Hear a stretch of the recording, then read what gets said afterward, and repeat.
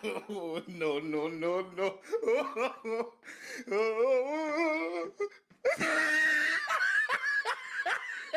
में जो prime minister हैं शहबाज शरीफ साहब, जी हाँ, वो जो है वो अजरबैजान जा चुके हैं और वहां पर वो एक इवेंट में शिरकत कर रहे हैं जो वहां पर उनके अजरबैजान में जो है वो डिफेंस को लेकर और कई दूसरी चीजों को लेकर जो उनके इवेंट्स होते रहते हैं। बहरहाल शहबाज शरीफ साहब जो है वो वहां पर पहुंच चुके हैं और उनकी मुसलसल दिखाया भी जा रहा है। साथ साथ उनके आर्मी चीफ या फील्ड मार्शल जो है, जी हाँ, वो भी उनके साथ ही साथ गए हैं, बताया। सागदार। अब आसिम मुनीर की ना एक साइकोलॉजी है। वो शहबाज को वहां जब देखता है तो कहता है इसको तो लाया ही मैं हूं 17 सीटों पर। तो उसको एक इच शुरू हो जाती है कि मुझे उस सीट पर होना चाहिए था। मुझे ऐसा लगता है कि बोन ऑफ कंटेंशन अभी यही है। ये बंदा ऑल इन ऑल बनना चाहता है और दूसरी तरफ से कुछ हिचकिचाहट है। एक्सटेंशन वाला मसला इतना बड़ा शायद ना हो अगर ये वाली हिचकिचाहट ना हो। उस पर आगे चल के आने वाले दिनों में बात होगी, लेकिन ये सिर्फ आपको बताना चाहता हूं कि हमको तो कोई लिफ्ट ही नहीं कराता था। पिछली हुकूमतों के दौर में तो बुरे हालात हो चुके हुए थे और कोई लिफ्ट नहीं थी, ज़ीरो लिफ्ट थी। ठीक है जी। और ज़ीरो लिफ्ट इस सेंस में थी कि यार ये सारे लोग जो है हमारे लोगों के बारे में तासुर ये था, ये कमज़ोर हैं, ये कुछ कर नहीं सकते, ये लड़ नहीं सकते, इनके पास पैसे नहीं हैं, इनके पास ये नहीं है, इनके पास वो नहीं है, दिस है, दैट है। तो वो एक बड़ी अजीब किस्म की जो सिचुएशन जो थी, फ्रैंकली स्पीकिंग, किसी सियासतदान के हाथ में कुछ नहीं आएगा इस तरमीम के बाद। एक मुकम्मल नया टेक्नोक्रेट सिस्टम लाने की तैयारियां मुझे नजर आ रही हैं और ये लॉजिकल कंक्लूजन होगा इस सारी जो धमा चौकड़ी मची हुई है उसका। एक बंदा एक बार रिटायर हो। दोस्तों, अजरबैजान और पाकिस्तान के प्रधानमंत्री की मीटिंग में आप सभी ने एक बात गौर करी होगी। जब शहबाज शरीफ जा रहा था तो पूरे के पूरे मंत्रिमंडल को साथ लेकर गया हुआ था। उसमें इसका आता तारण विदेश मंत्री और जो मंत्री वगैरह हैं सबको जहाज पर लाद के ले गया था। पर लास्ट में जब अजरबैजान के राष्ट्रपति से यह मिल रहा है तो देखिए केवल आसिम मुनीर बैठा हुआ है, उसके साइड से भी एक व्यक्ति बैठा हुआ है। मतलब कि ये जो मंत्री वगैरह गए थे वो सब छुट्टियां मना रहे हैं और इनको हॉल के अंदर घुसने तक नहीं दिया है। वहां पर जो आर्मी चीफ फील्ड मार्शल है वही सबका काम कर रहा है। यानी कुल मिलाकर पाकिस्तान यहां पर मांगने की बहुत बड़ी तैयारी में है। शायद कोई ऑयल मोल की डील करना चाहता हो, क्योंकि पहले भी पाकिस्तानी पत्रकारों ने बताया है कि जब हमें मांगना होता है तो पहले आर्मी चीफ जाकर डील सेट करता है, फिर शहबाज शरीफ उनसे हाथ फैला के मांगता है और विदेशी कंट्रियां हमें आसानी से पैसा दे देती हैं। तो यहां पर भी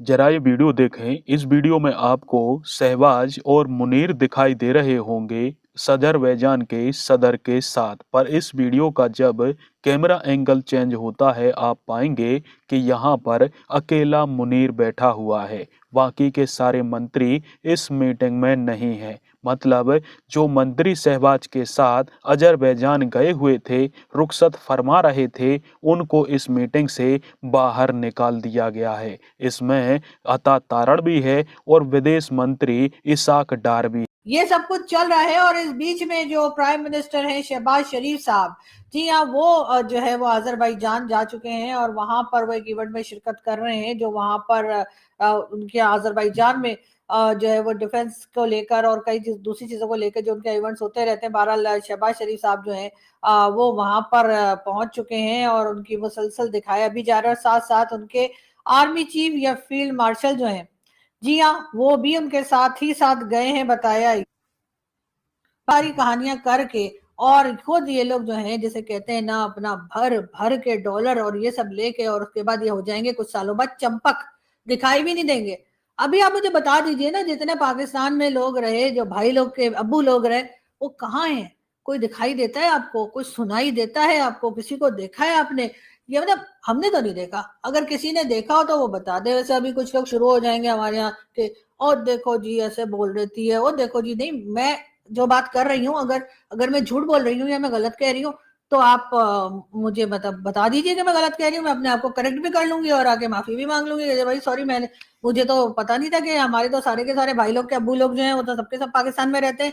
लेकिन ऐसा नहीं है। कोई सऊदीया में रहता है, कोई कनाडा में रहता है, कोई दुबई में रहता है, कोई कहाँ रहता है। यहाँ तक कि जनरल परवेज मुशर्रफ भी जब उनकी डेथ हो गई दुबई में, तब उनको यहाँ लाया गया, और लगे तब भी लाने की क्या जरूरत होगा तो मैं ये सब काम करूंगा, विच मीन्स किसी सियासतदान के हाथ में कुछ नहीं आएगा इस तरमीम के बाद।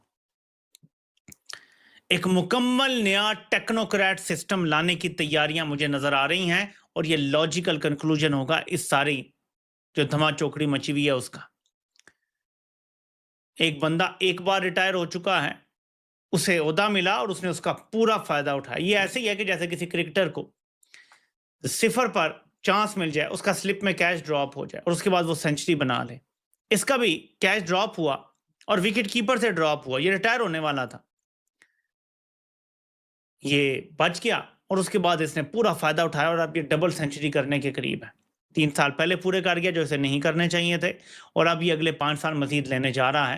और इसके साथ साथ जो आईनी अदालत बनेगी, उसके बाद सुप्रीम कोर्ट खत्म हो गई है, सुप्रीम कोर्ट ऑफ पाकिस्तान नहीं रहेगी, ये सुप्रीम कोर्ट बन जाएगी, और वो बन जाएगी constitutional court of Pakistan, Pakistan की सबसे बड़ी अदालत। तो याह्या अफरीदी ने जब सौदा किया मुबैना तौर पे, तो उसने बुनियादी तौर पे वही किया जो काजी जिसकी बुनियाद डाल के गया था। अब जजेस ने क्या करना है काम करके, ये मैं समझने से कासिर हूं। ज़ाहिर है हम लोगों को माल पैसे की भी आदत पड़ जाती है, आसानियों की आदत पड़ जाती है। मुझे अच्छी तरह याद है, मैं एक जगह जॉब करता था, तो हमारा बॉस था वहां पे, वो किसी की बात बताऊं, हमको तो लिफ्ट ही कोई नहीं कराते थे, हमको तो कोई लिफ्ट ही नहीं कराता था। पिछली हुकूमतों के दौर में तो बुरे हालात हो चुके हुए थे और कोई लिफ्ट नहीं थी, ज़ीरो लिफ्ट थी, ठीक है जी। और ज़ीरो लिफ्ट इस सेंस में थी कि यार ये सारे लोग जो है हमारे लोगों के बारे में तासुर ये था, ये कमज़ोर हैं, ये कुछ कर नहीं सकते, ये लड़ नहीं सकते, इनके पास पैसे नहीं हैं, इनके पास ये नहीं है, इनके पास वो नहीं है, दिस है दैट है।